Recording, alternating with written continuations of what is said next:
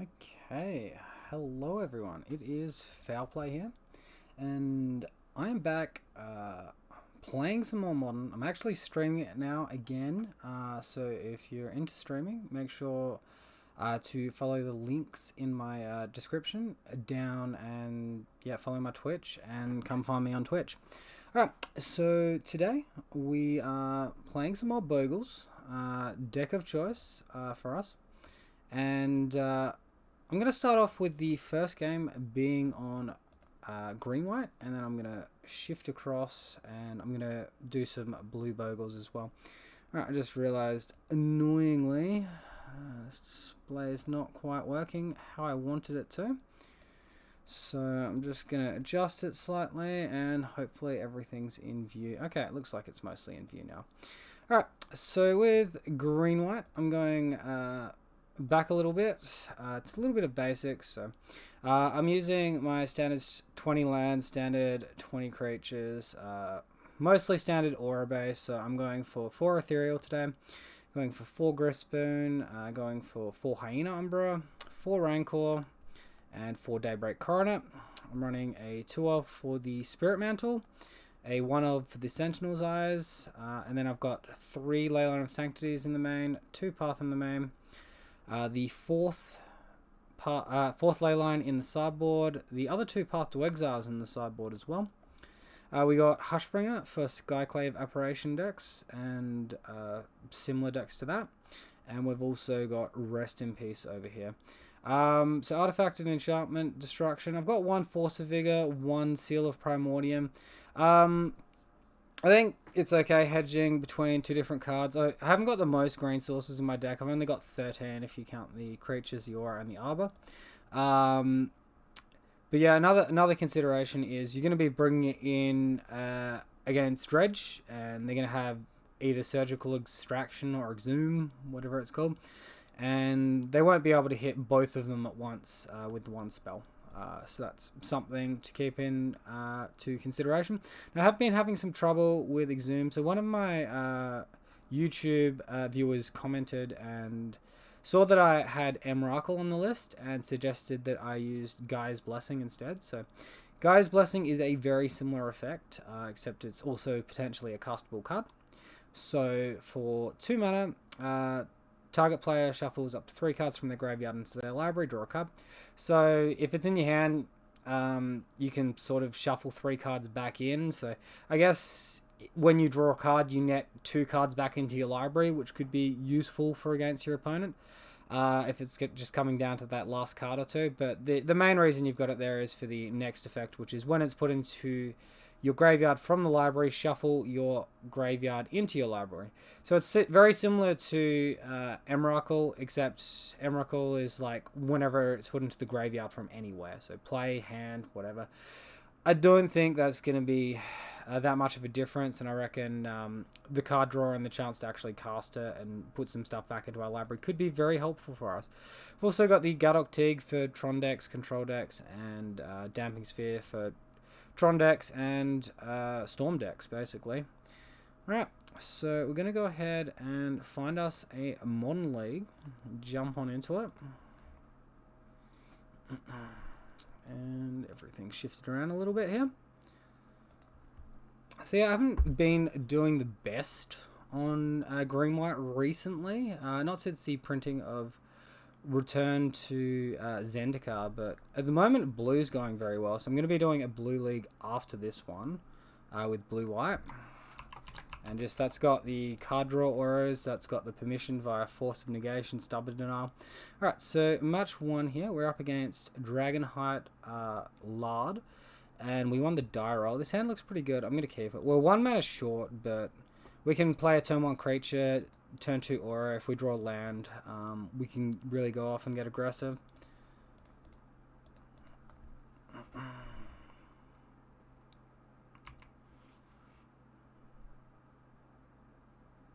So let's see what our opponent's on. Flooded Strand. I suppose it's a control deck.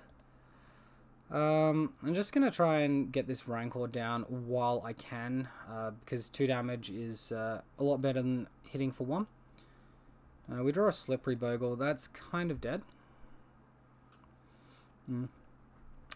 Control decks are like very strong these days. And you find yourself in the position where if you don't cast 2 auras a turn, you just get out, like they stabilize way too easily and you get out tempoed and lose the game. So it's pretty unfortunate that we missed a land drop there. If we hit a land next turn, we should be able to get back into it still though. So next turn I might actually look to bait my opponent as well. If I do draw mana, what I can do is I can cast Griffspoon, and then if they've got a counter spell, they'll probably look to counter it. And then if I draw mana, I can then do the Ethereal Armor after I baited the counter spell out of them. Alright, so they're a Flagstone of Trokar deck. So, Stoneforge Mystic as well. Alright, they've got the red sorcery that destroys their land and draws them a card. Forget what it's called. Alright, well, we missed another land drop. Opponent's got a Batterskull looming. Just going to have to go and get in there for 5. The Batterskull's not that scary. What's legitimately scary is them potentially doing a Spell Queller on our Daybreak Coronet here. They do have the colours for that, blue, white, and, well, red.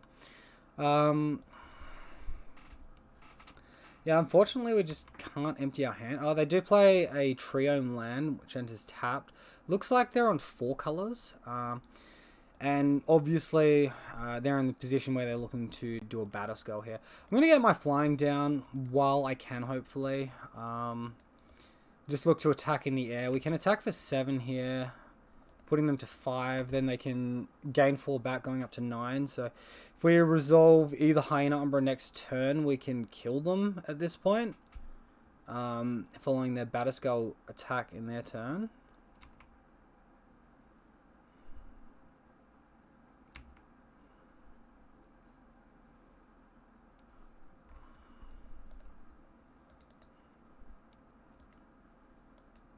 So I think we're in an okay position here, despite only playing 1 aura a turn.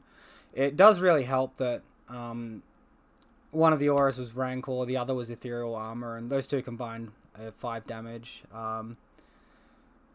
which is very nice. Alright, opponent's attacking me for 5. Obviously, we're just letting that one through. They've got mana up now. Steam Vents entered tapped. They weren't interested in shocking, which I suppose means they don't have Cryptic Command in hand. I'm going to try for this Hyena Umbra, which resolves, and it will be lethal.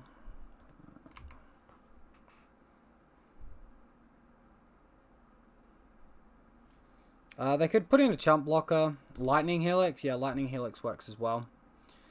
So that puts them up to 11. We can drop them to 2. They're then going to attack us. So they've got us on a virtual 5 once the attacks go through. Suppose another Lightning Helix doesn't do it for them, but if they've got like 2 bolt effects, they can get us.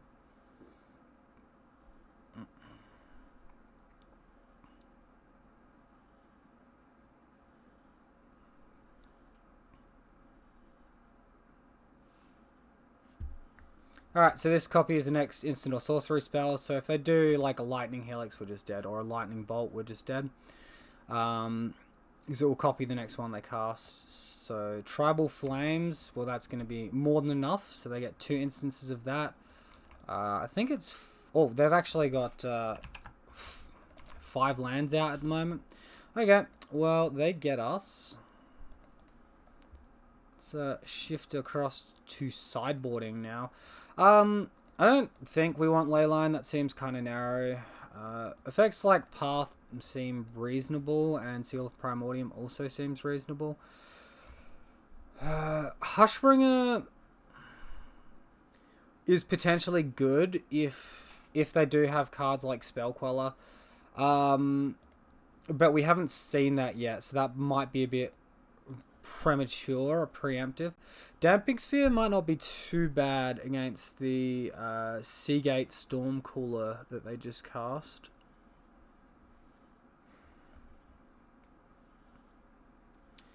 I think probably 3 path is fine. We definitely want both the Force of Vigor and the Seal of Primordium. We probably just want a -1 Core Spirit Dancer here into a Bolt deck. We don't want that to be the creature we're relying on. Like, it's fine to draw us auras and everything later on in the game, but against Lightning Bolt, Path to Exile, it's very unlikely, if that's the only creature in our hand, that it will actually be alive for long enough for us to drop an aura onto it.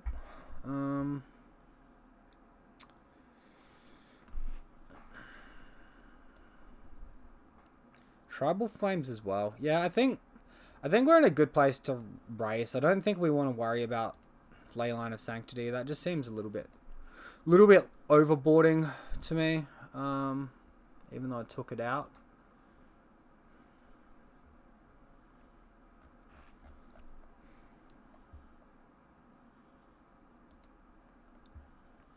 Alright, well, looks like we're going to match 2, hopefully, if our opponent submitted. Yep. Okie dokie. Alright, no mana in this hand. Definitely cursed so far. Alright. Well, we've got land and we've got Daybreak, but we can't keep this because we don't have any other auras in hand. It's just way too risky. Much prefer to mull to 5, and this is a much better 5 as well. So we'll keep this. We'll bottom land, bottom Rancor. We've got a turn 2 attack for 5. We've got double white mana. Like, this is very good for us to like draw into our top deck full of auras, right?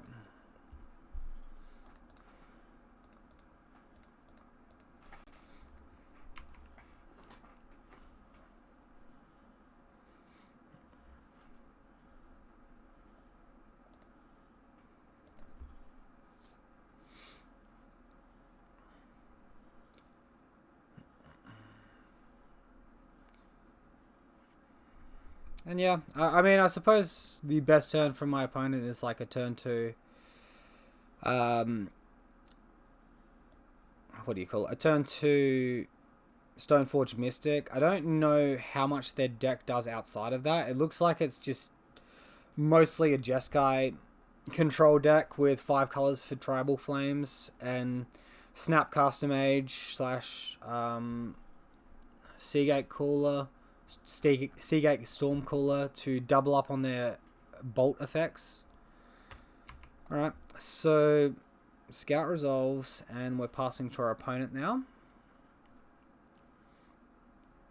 See what they've got in store for us turn 1. It's probably just a Triome, right? Or like they'll just fetch into a Triome. Alright, we draw Horizon Canopy, which isn't amazing. We will conserve the life and use our planes as the mana source here. Wait, have they got Spell Pierce or something? Why are they slowing this down here? That seems odd. They could also have a Force of Negation. I'd much prefer to see the Ethereal Armor resolve over the Rancor here, because the first strike stat is going to be a lot more important in this matchup than the Rancor. The Rancor is just there to push damage. If first strike isn't down, I can't even attack into a Stoneforge Mystic. Like, okay, so Ethereal Armor is down. It's the dream. And let's see what happens with Rancor. Alright, Rancor's down as well. So, turn 2, attack for 5 against a 5-colored deck. You can, I think, pretty safely assume they're going to do a decent chunk of damage to themselves. Maybe another 5 points. So, realistically, we only need to deal 10 more points to our opponent. So, the first Triome is getting Jeskai colors. And no turn 2 Stoneforge Mystic, so it's got to be decent for us. We're going to just attack our opponent here and do a second main Horizon Canopy. I guess a good argument would be to cycle the Horizon Canopy pre-combat, because then I could draw another Ethereal Armor and attack for 9. So maybe that was the better line. I think I misplayed that slightly.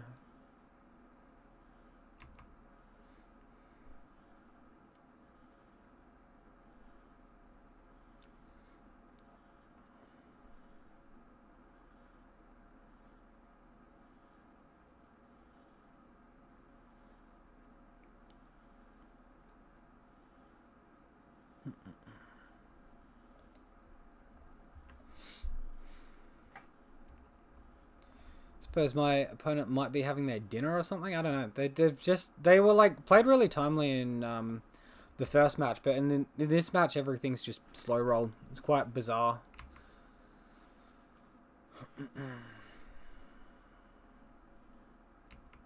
Alright, so they've got another Triome here. So they spent first 2 turns getting access to all their mana. Here comes a Lightning Bolt as well at our face. So we're on 15 now.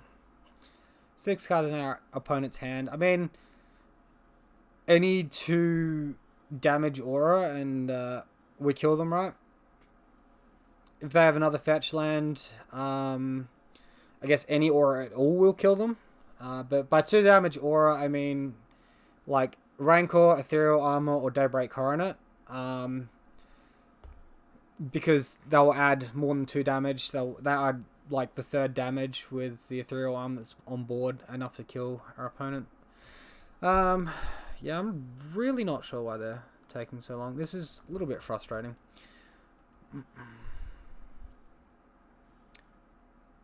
If you've just joined us, our opponent's on a 5-colored Stoneforge Mystic Tribal Flames deck that is running... They missed a land drop? Running that creature that... okay, we do draw the Ethereal Armor here. I think we just shock in the Temple Garden, play around Spell Pierce and Izzet Charm. Alright, so that's resolved, so we can attack our opponent for 9. They do have Lightning Helix.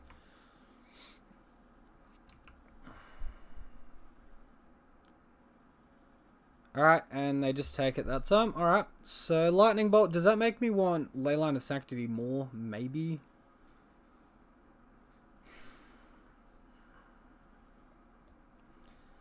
I don't think it's great. It's sort of a dead draw. I think I'd prefer to top deck like a Core Spirit Dancer over it.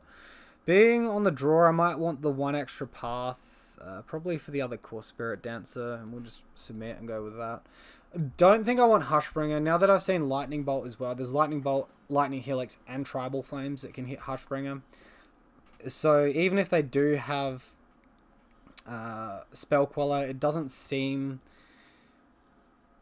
like a good board in for against it. Because we're just going to lose to it anyway. They're just going to kill it. It's not like a Torporob, which is going to be relatively safe.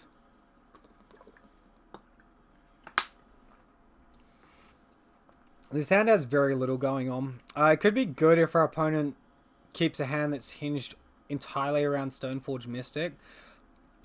But that doesn't seem like super likely to me. I think I'd prefer to look for a better hand which is got a better game plan. It's also ridiculously good against Blood Moon.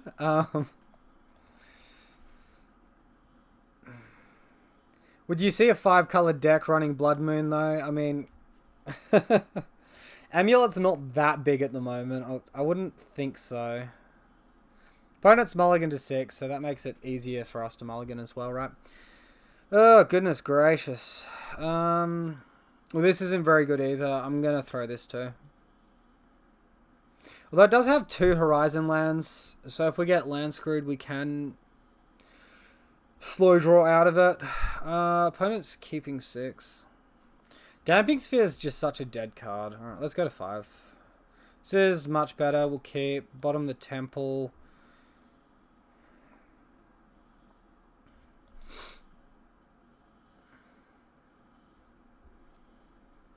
I think I'm going to bottom the Plains here.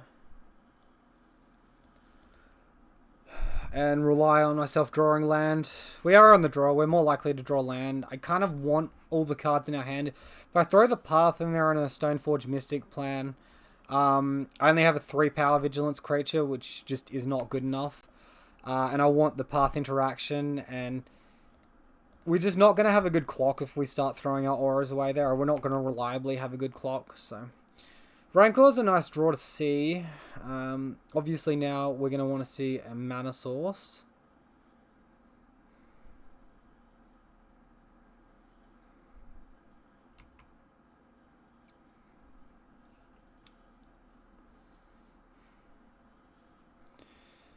Just thinking about potential sideboard cards my opponent might have. So, like, we might have to try and play around a Wear Tear, which makes blocking a Batterskull awkward. Does look like my opponent's going for Stoneforge Mystic here. So, that could be a line that we're going to face. Oh, Cleansing Wildfire, targeting me. Okay, sure.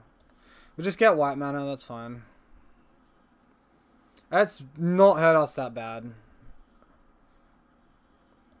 It actually allows us to shuffle the land we bottomed back into our library as well.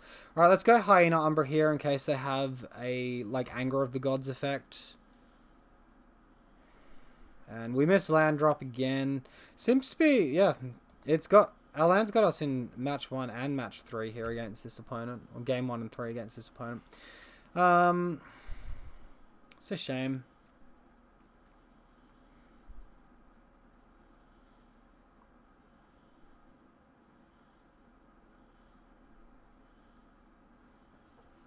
So opponent shocks in Hallowed Fountain, so they've got something to do for the 3 mana here. Sword of Fire and Ice Hardcast, that doesn't do very much. I'm fine seeing that. I should really be slow rolling that. Alright, looks like they've just 6 through the turn anyway. Alright, cool.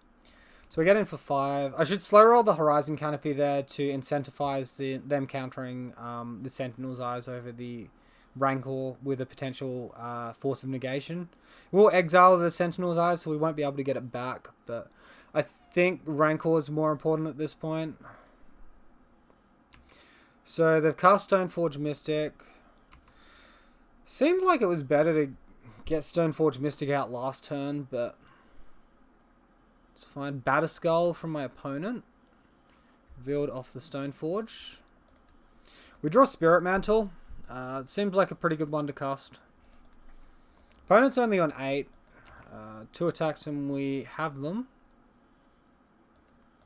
So we can put them to 2 here. They missed a land drop last turn as well, which makes it a little more puzzling why they did the turn 3 Sword and the turn 4 Stoneforge Mystic. If they could be having Batterskull on the battlefield already.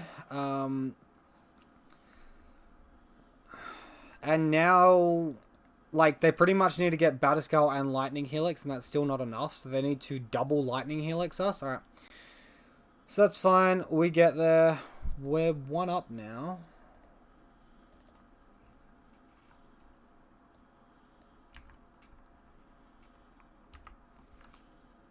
And on to round 2.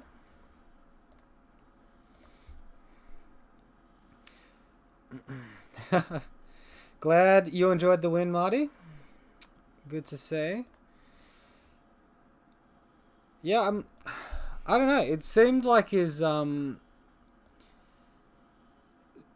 like to verse more control decks like that because their interactions like seemed very limited. Didn't seem like they had much permission or counter magic. It just seemed a lot to me like they were just looking to kill the opponent with bolts or stabilize the mana base, like the creature base from the opponent with lightning bolt effects and just win off that. And it just, with the 5 colors for the tribal flames, it seemed very clunky. Definitely happy happy to claim that scalp. Alright, so we are up against Snow for match 2 here. We won the die roll. No creatures, so we're going to throw. This does have a creature. Opponent's kept to 7. If this is a combo deck, Core Spirit Dancer would be a pretty nice one. I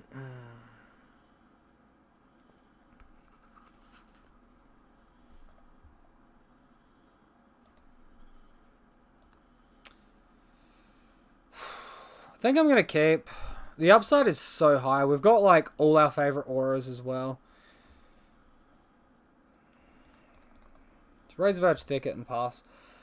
So, Marty, so this is the first time watching my stream. Well, thank you. Welcome to the stream. Thanks for coming along and checking it out.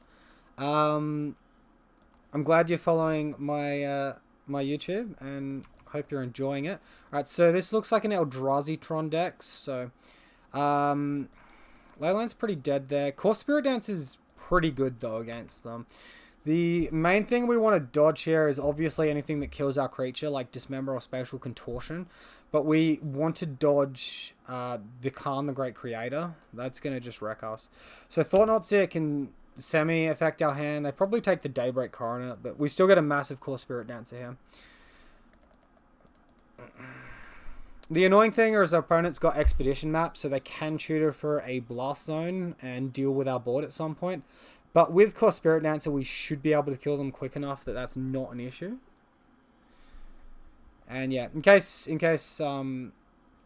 people don't realize, if we had Leyline on the field, it would stop the Thought-Knot Seer from targeting us. It also actually stops the Thought-Knot Seer from letting us draw a card when it leaves the battlefield as well.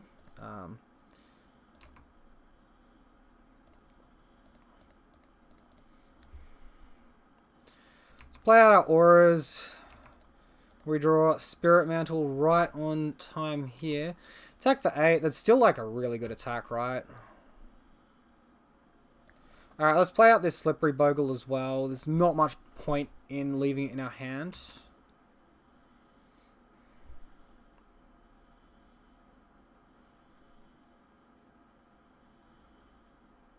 So how's the time zone work out for you, Marty? Because I'm in Australia, and obviously this is nighttime for me now. It's almost 7:30.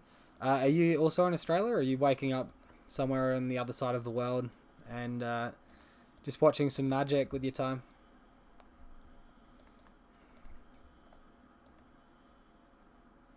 Alright, Reality Smash is absolutely fine. That's just chump block fodder. Opponent's got 3 Eldrazi Temples. They're actually at the stage where they can potentially Ula's Dust us next turn, which is scary. But we do have lethal off of the Spirit Mantle here. So we're quite fortunate that way. And they can't block us either because it's Spirit Mantle. So I think that was fortunate. I think if I mulled down, we wouldn't have been looking too good either. So Eldrazi Tron, I'm wanting my Teagues, I'm wanting my Damping Sphere and my Seal of Primordium, my Force of Vigor. I usually take my removal spells out against them, and my ley lines out against them, and just run the deck like that. You're from Slovakia, which is Central Europe, and working from home because of coronavirus? Yeah. I mean, coronavirus has been a real game changer for a lot of people out there, and not necessarily in a good way. Like, a lot of people working at home, a lot of people's lives disrupted, and all of that, and obviously a lot of heartache that's gone all with it. Fortunately for me in Australia, we've got a pretty good handle on it, and it doesn't really affect us here. We don't really have many restrictions at all other than traveling interstate. So this hand's pretty capable. We're on the draw. Chalice. Eldrazi Tron can always like turn 1 or turn 2 a Chalice, but that's fine. He's done nothing on turn 1, so this is telegraphing like a Chalice really hard to me right now. We do actually have the Force of Vigor in hand to deal with it. We don't have the green card though, but we have Spirit Mantle, which is a 2-mana aura we can resolve, which is very nice. Alright, so Chalice of the Void on 1. We can resolve our Spirit Mantle now, and then look to draw a green card to get the rest of our hand out in later turns. So in for 2.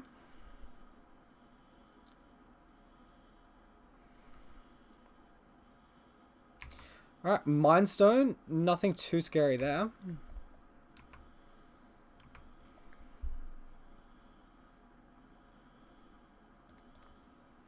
Might as well cycle one of these Horizon Canopies now. Looks like we're drawing all white 1-mana auras. It's not going to be too great for us. So, good draws at the moment are like anything that's green, so we can get this Force out of our hand. Core Spirit Dancer, Daybreak Coronet. I suppose, no, I should actually be dropping these Griff Spoons down. I'm misplaying a little bit here. And actually, I think I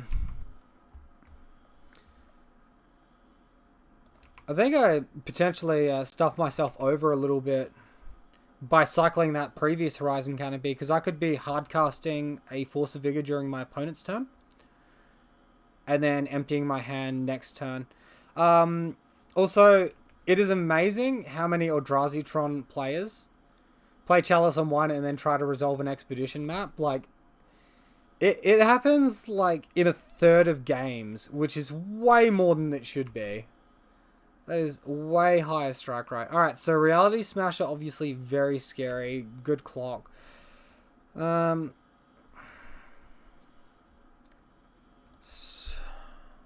going to do much at the moment. Blocking's not going to do much because they have Trample. I think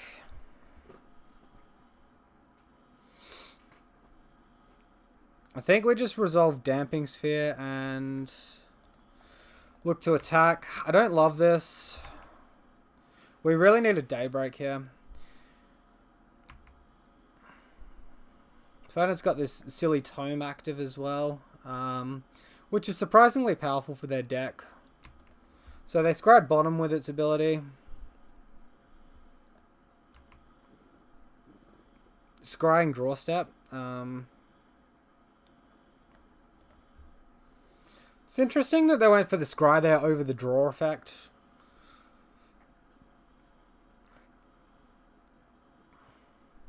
I guess it makes enough sense. Well, there's an Ugin for exactly 6 mana, so this is where Damping Sphere is significantly weaker than Gadok Teeg. They've just created a creature, though, instead of interacting with our Spirit Mantle. That's really good for us.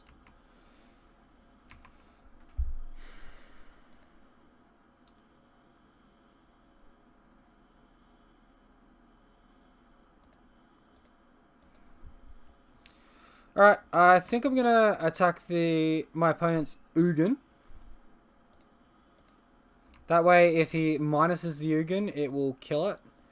And at some stage during my turn, my opponent's turn, I'm going to fire off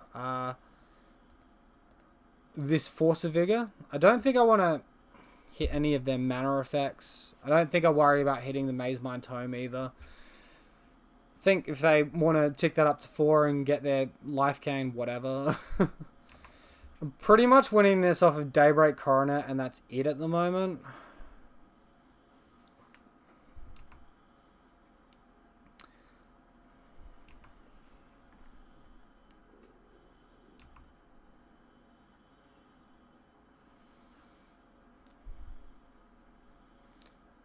What have they got now? What have they got now? Looked like they were tapping 4 mana. Is it a Walking Ballista? Well, that's lethal. That sucks.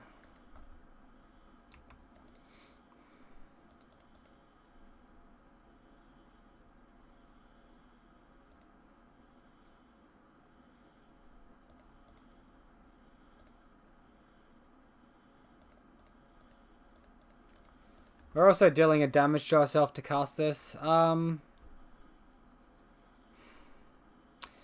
Yeah. Oh well. Not getting there this game. It's really annoying.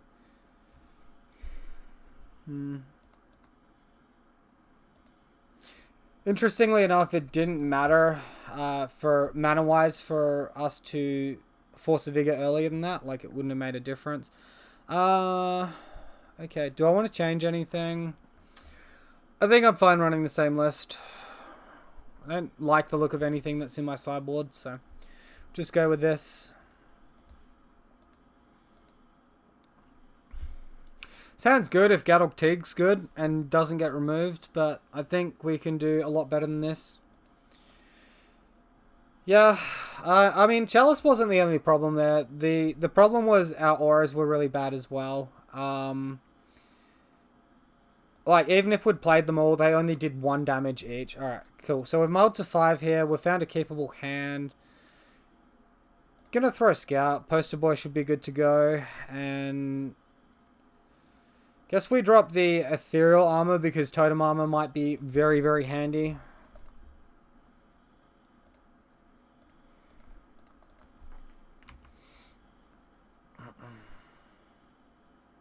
It's probably worth cracking the Windswept Teeth there and shuffling. Although we take an extra 2 points of damage to get double Temple Garden. So, no, I think this was fine the way we did it. We draw a Rancor, so it's really good for us anyway. Our opponent starts off with an Eldrazi Temple.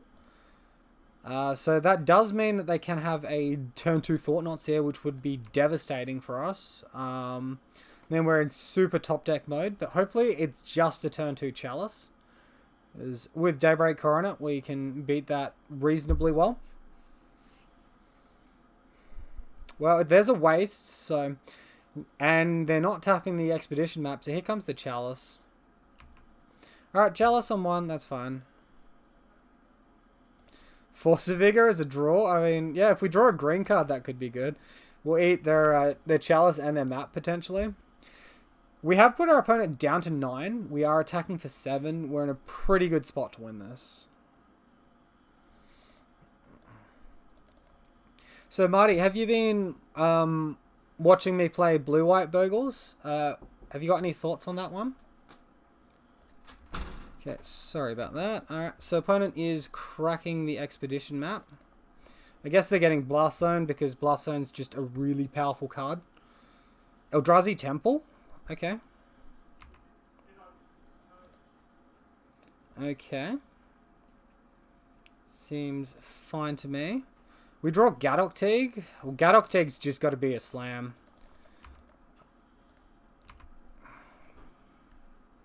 Alright, we attack our opponent down to 2.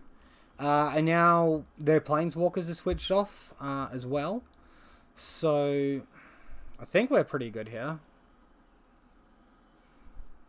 I can't imagine a creature they play that will stop us for, like, attacking and trampling damage here.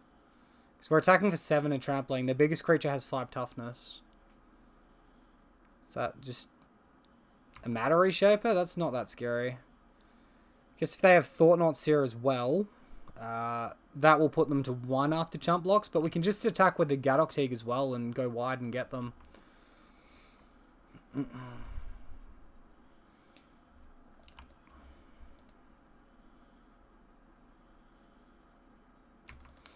Alright, so attack for the win.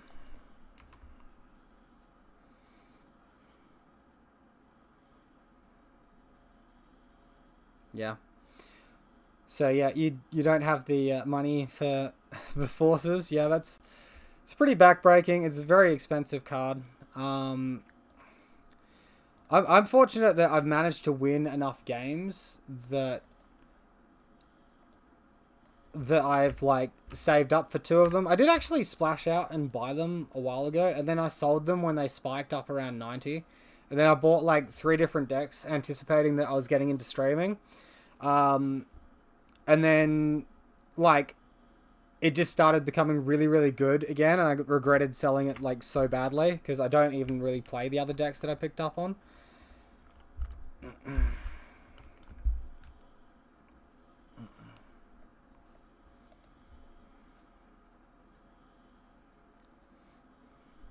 Alright, so obviously a nice win there in round 2 against Eldrazi Tron. That can be a very difficult matchup to win. I think we pretty much just won it because we kept a match 1 or game 1 Core Spirit Dancer hand, which turned out to be like really, really good, and we killed them for Xaxes on turn 4.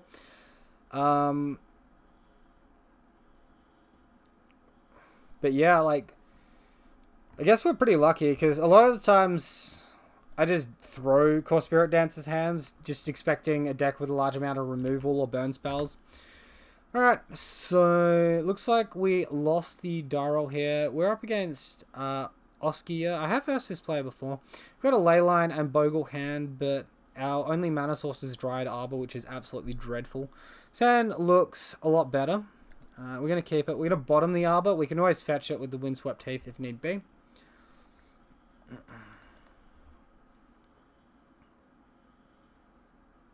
Temple Garden. Oh no, don't tell me this is the Heliod combo guy. Oh, this is absolutely the Heliod combo guy. Gross. Oh, they might be the Devoted Druid Vizier combo deck instead. Alright, there's the Devoted Druid. So we got this Path to Exile is going to be pretty good, right? So let's just attack with Rancor, hold up Path. If they play Vizier, we just have to Path the Devoted Druid. That's all there is to it.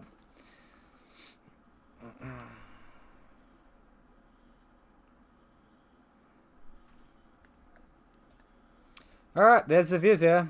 Infinite mana on like 7 cards every time. So they're just fetching, killing their Dried Arbor in response so they can return it with an Eternal Witness or something. That's sort of like a slow line, so it's a bit, you know, whatever. Something they tend to do. Opponent can attack us for 1 or play another creature. Okay. Got 2 mana. Yeah, I hate this deck so much as well, Marty. It's so frustrating to verse.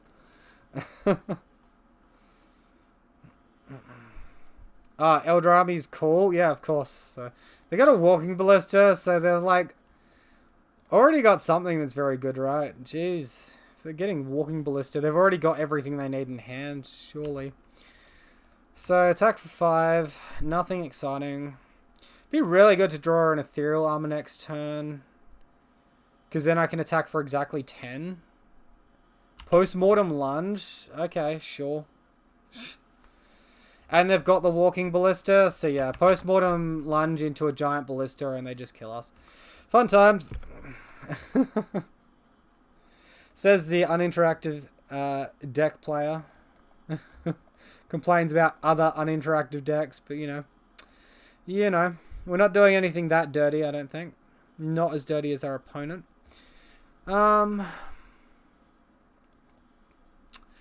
Look, I don't have the suppression field, so this is like really awkward. I've got the extra Path to Exiles. Gadok Teague can stop our opponent from casting Collected Company or Finale of Devastation. Also, if they're running Captain Ranger of Eos, Hushbringer could be pretty good. I don't have a reason to believe they are running it, though.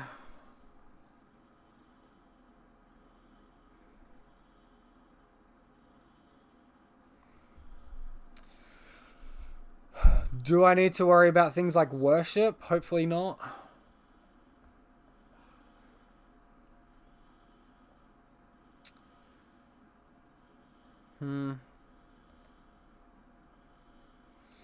Alright, let's just cut a single Griffspoon and just run the deck.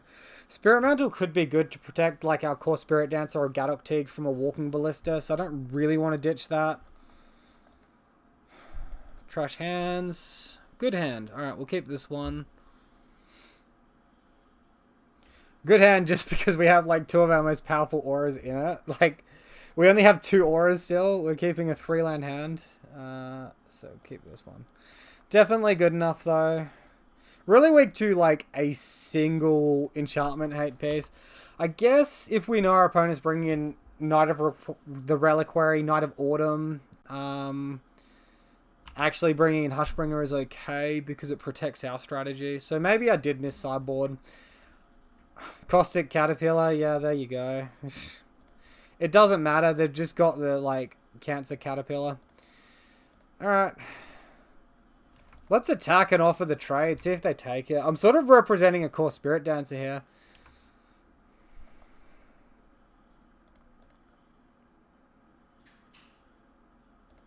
Well, that was like super not aggressive, but I don't like losing my only aura and the Daybreak Coronet falling off. I can cast both Ethereal Armor and Daybreak next turn and attack for the same amount anyway. Yeah, I don't know. I don't like it. Giver of Runes. Oh, here comes a fun card.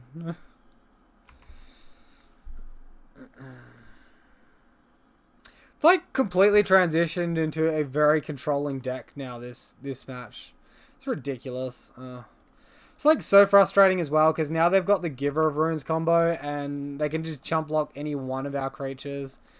And if we go wide like this, we can potentially get 1 more damage through this turn, but like This is so bad, because then that's bad against the Caustic Caterpillar, which is already on the field. It's just attack for 5 again. We can't cast Daybreak Coroner, and if we just go all in on one creature, they just chump block that all day. Why aren't they doing anything?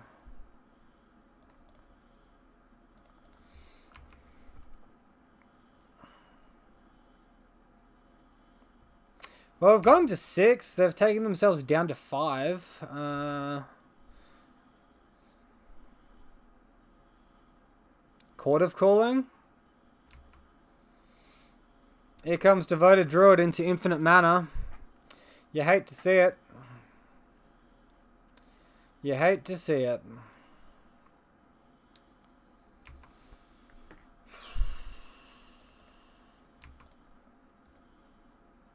Alright, so they have infinite mana. What are they doing with it? Duskwatch Recruiter. Okay, cool. We lose. Such a dumb deck. Such a dumb deck.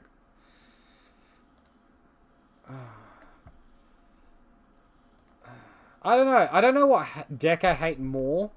This or like 8-rack. But like, the thing I'd say about 8-rack is at least we don't verse it nearly as much. With this deck, we just...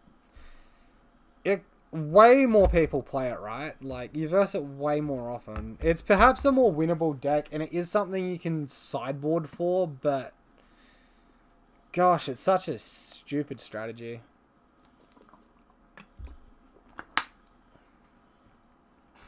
Oh, well. On to match 4 now. 2-1's not a bad place to be. Definitely in a good place to at least get our entry back. Maybe get some chests, which we can turn into tickets. Grind towards that 3rd Force of Negation.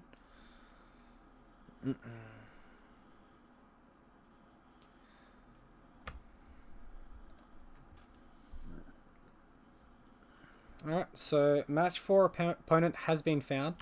We are on the draw.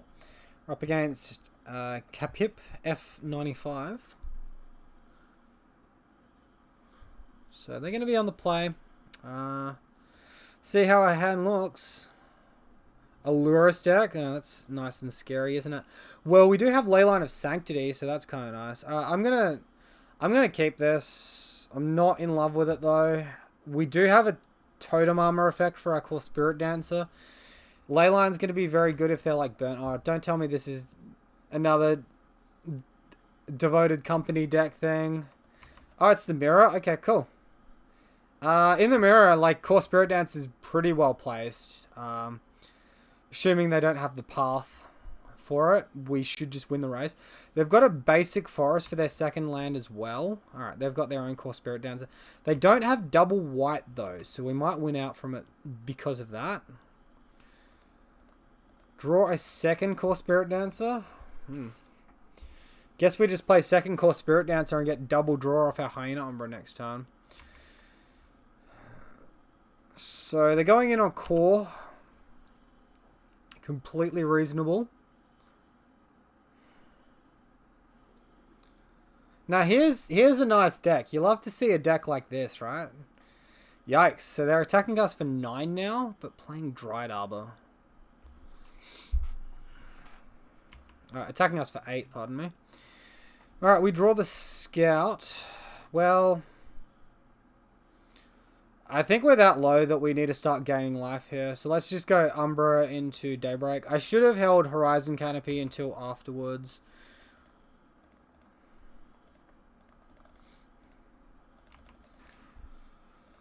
We attack for 8. We gain 8. They can chump block with something. They choose not to chump block. So obviously they can just go big, Spirit Mantle, Griff Spoon, evade us here and attack and kill us. Got access to 2 white mana now. Playing Rancor. Off the Dryad Arbor. Why don't you do it off the plains instead?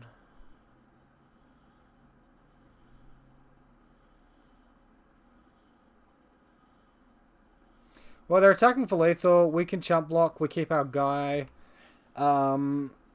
We gain life as well. And then we can reload with this Hyena Umbra, which is in hand for next turn.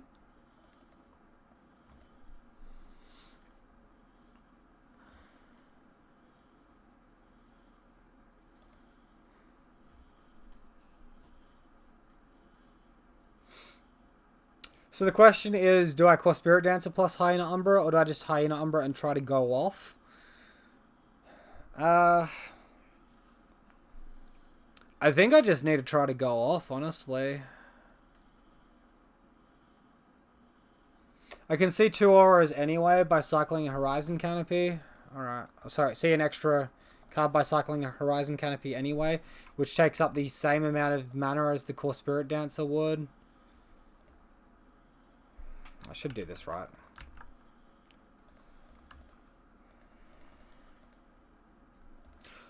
That's not bad.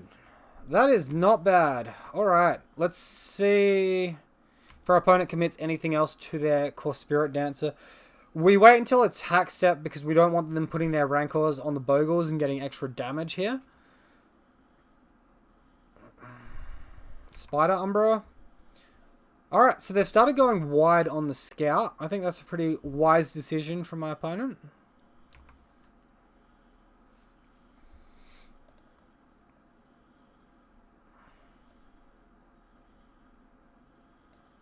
That's very interesting.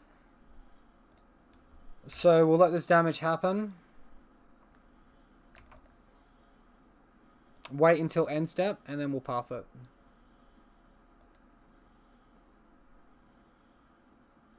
They got another core Spirit Dancer? I'll lure us into hand? Okay.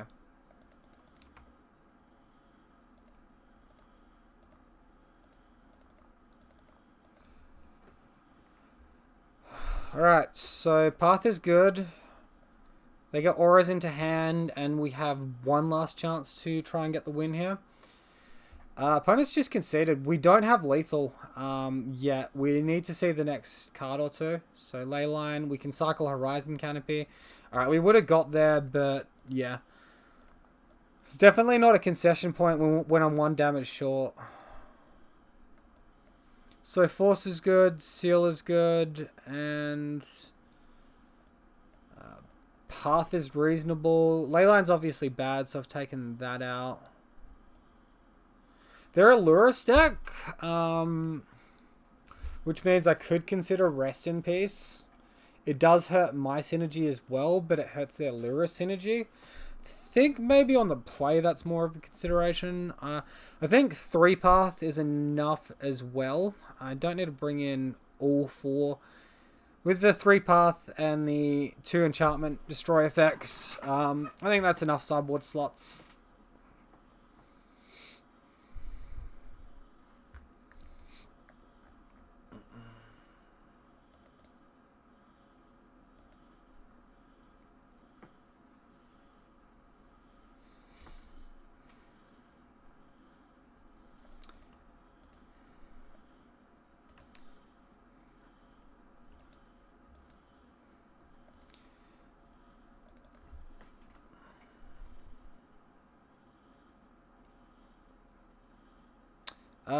Wow. This hand's pretty iffy. Like, it's good if my opponent's in on a core Spirit Dancer. It's kind of bad if they're on a Bogle. I think the upside to the hand is probably high enough, like, as far as blowing our opponent out, that when we're up a game that we can just keep a hand like this. I'm not sure if I was down a game if I'd be doing the same thing. So, turn 1 Windswept Heath from my opponent. So, either they're going Dryad Arbor or they're going core Spirit Dancer here. So, it looks like a core Spirit Dancer. It's unfortunate for them because we've had Path both games, which is obviously very powerful.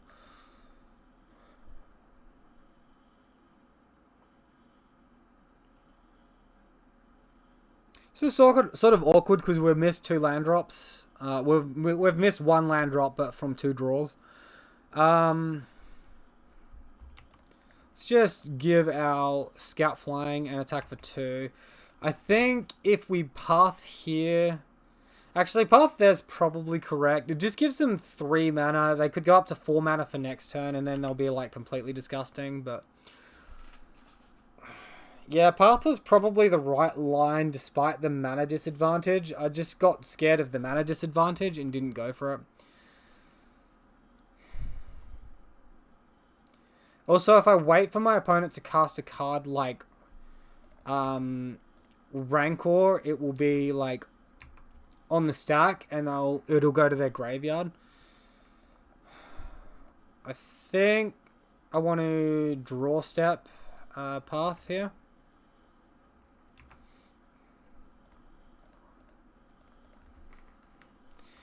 Of course, Spirit Dancer hits for a lot. Yeah. Yeah, so I played path during this turn of his, but I really should have done it in his turn 3. So now my opponent has a Bogle and they can start going in on that. Like, they potentially wouldn't have drawn that. Like, they've seen 3 extra cards, right? They're 3 auras they've played, and I put myself well behind by doing what I did. By not just pulling the trigger on the path. Alright, so worst case scenario, if my opponent has Ethereal Armor and they play it, they will attack us for 7. And we're an 8. I'm trying to protect this Daybreak Coronet from potentially an enchantment disruption spell. So I think I go mostly risky. Attack my opponent for 3 here, or I could leave up chump blockers. Play double aura and leave up a chump blocker.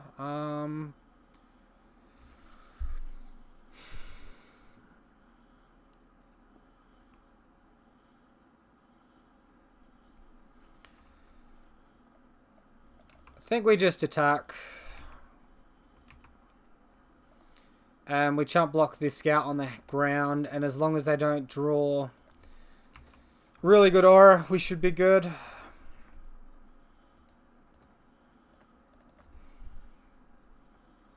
So Horizon Canopy gives our opponent another buy. Good card.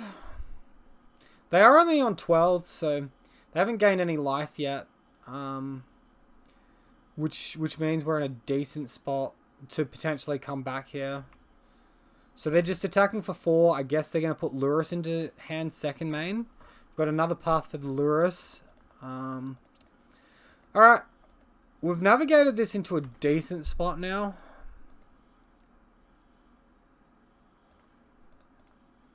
Obviously, we're forced into playing the Daybreak this turn.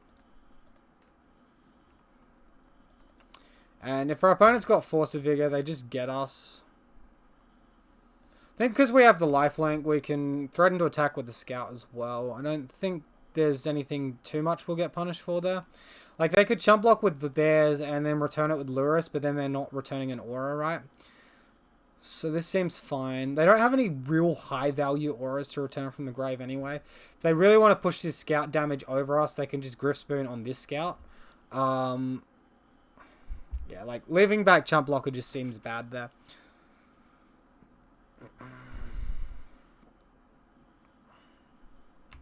Alright, here comes Lurrus. Oh, they hit the Daybreak. Well, that's a nice pull from my opponent.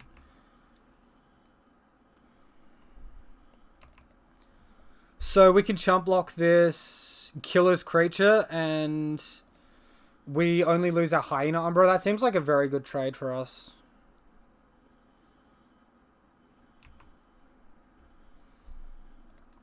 And we draw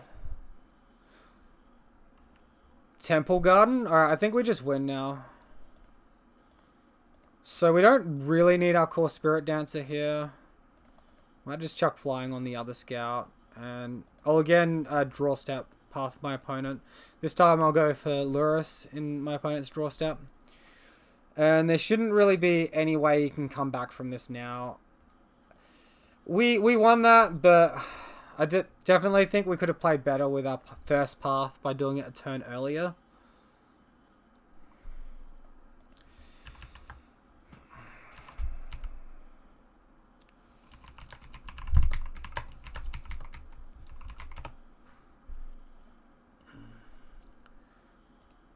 Alright. Good stuff. Alright. Well, calculated risk going down that low, but it definitely paid off. Not too shabby.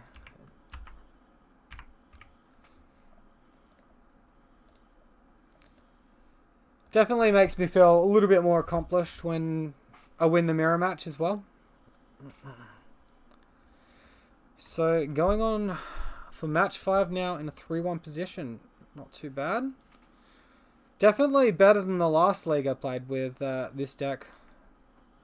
Which is going up over the week. I end up going like 0-4 and dropping. It was absolutely tragic. Every match just goes horrible.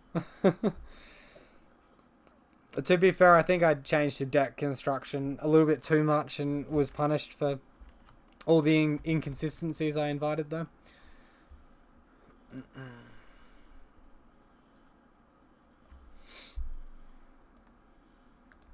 Alright, so match 5 now.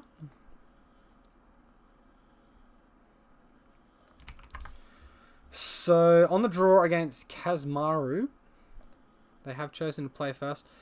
Look, I think we can keep this hand. It has a decent game against Ponza even. Not that Ponza's getting much play at the moment. Yeah, we got double creature. Double Rancor's not great. They don't really complement each other very well. Turn 1 discard. Alright. No fun. I wonder if this is just a green-black deck or if it's a Jund deck. Because I haven't seen any Misha's Bobble here. Or a fetch land. So I think it's potentially more likely just green-black or just Jund.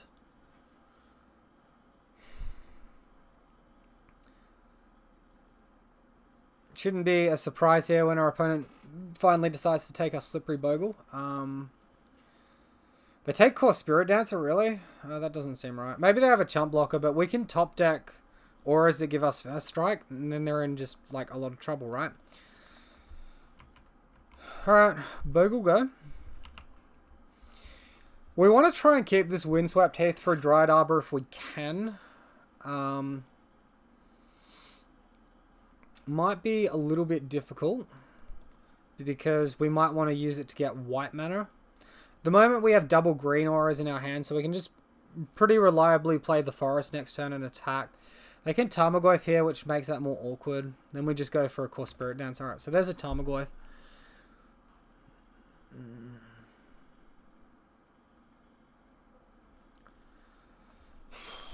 So this is looking to me a lot like it's just a green-black rock deck. And there's a very high likelihood they have main deck Liliana. So I think I have to play Windswept Heath here, play Rancor, and just not attack. I don't really like it, but I don't like getting blown out either. Hi, Mr. Krabs. Welcome to the stream. I'm glad you like Bogles as well. Or love Bogles, in your words. Do you play it yourself, or are you just a fan of the deck?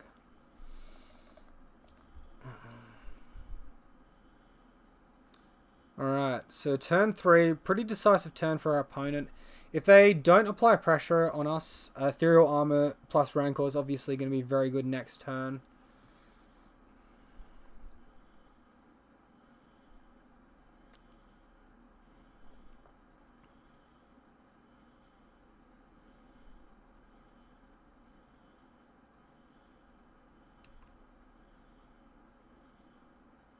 So a couple of years ago, you had a choice between building Bogles or Dredge. You chose Dredge, but Bogles has a place in your heart. Yeah, it's a great deck. Alright, so there's the Liliana. So we obviously avoided the blowout then. We can fetch our Dryad Arbor and be pretty happy. Then we can attack and kill it next turn. Yeah, Bogles is pretty sweet. It definitely gets a lot of hate in the community out there, though. People hate the deck so much. Thank you, Marty. Versus Jund matchups a lot, so I definitely know what they're about and how to play around it before it even happens. What do we draw here? Oh, sweet. Alright, I'm very happy to see that. So, now we can play around a second Liliana while answering the first.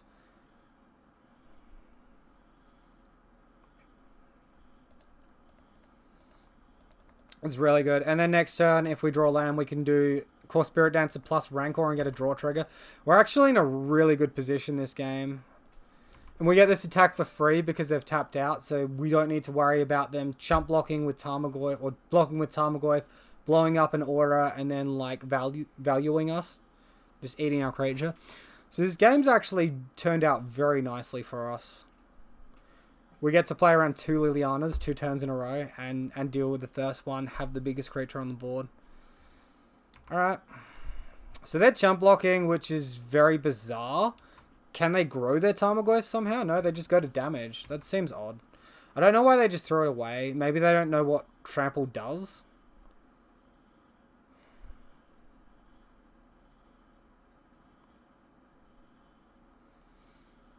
Yeah, Mr. Krabs, I'd definitely say over the last year or so, Dredge has gotten a lot more love as far as cards they've been given than what Bogles has. Like, Bogles gets nothing. No love whatsoever. So, against Jund, I bring in the extra ley line. I take out my paths. I bring in my Rest in Pieces. And then... Rest in Peace is essentially like a removal spell for a Tarmogoyf anyway. It deals with their Renin Sticks, their Scavenging Ooze, etc, etc. So, Mr. Krabs, you think the Goyf was showing as a 3-4 and they missed the first strike? Yeah, they might have missed first strike. They either missed first strike or trample there, because that was a very bizarre block. I thought, yeah, maybe they had like a mutagenic growth or something and they were going to blow me out, but didn't seem like it had happened. Didn't happen. So, I'm going to remove 1 Core Spirit Dancer and... need to cut another card. I think... just cut 1 Grispoon. I've still got 5 evasiveness effects with the other 3 Grispoon and the Spirit Mantle anyway, and we do have to be aware of Plague Engineer. Well, this hand looks like really good. If we don't get punished by turn 1 Thoughtseize, we're in a really good spot. So I'm going to keep it. It's like massive upside hand. It's a little bit risky, but massive upside. Alright, always with the turn 1 Thoughtseize. Well, Rest in Peace is going to be hitting them next turn. In their turn 2, or in our turn 2, sorry. Sentinel's Eyes. Yeah, I like Sentinel's Eyes because it gives me toughness, though. And you might want to block like a Bloodbraid Elf or a Tarmogoyf. So, I think Grispoon, even though evasiveness is nice, because they have Plague Engineer, having auras that give toughness is very important. Wow. Okay, Thoughtseize bug. Don't mind that. Don't mind that. There's no better way to make a discard, a deck that plays like discards, make that player rage than top decking that after it's been taken away. Whew. Don't mind it. Alright, and they just concede to that. So we do get the 4-1, so that's really nice. And yeah, deck seemed like it performed pretty well. As far as the decks that I versed, I think for me, minusing 1 Sentinel's Eyes down from 2 down, from 2 down to 1 for this league and upping the Spirit Mantle, I think that worked fine. I think I want to keep all the Griff Spoons, even though they sort of overlap weaker with Spirit Mantle. Griff Spoon's just like such a powerful effect that you really need it. Sideboard wise, we didn't verse any Milfs. The Guy's Blessing didn't see anything. We didn't verse anything that Hushbringer came in against, so no Skyclave Apparition. But obviously, the deck performed very, very well, and I'm very happy with the result. So I'm going to stop the YouTube video here, but continue streaming with Blue-White. So if you enjoyed the video, be sure to leave a like or a comment down below. If you're new and want daily Bogles content, be sure to subscribe. Thanks for watching. I'll see you next time.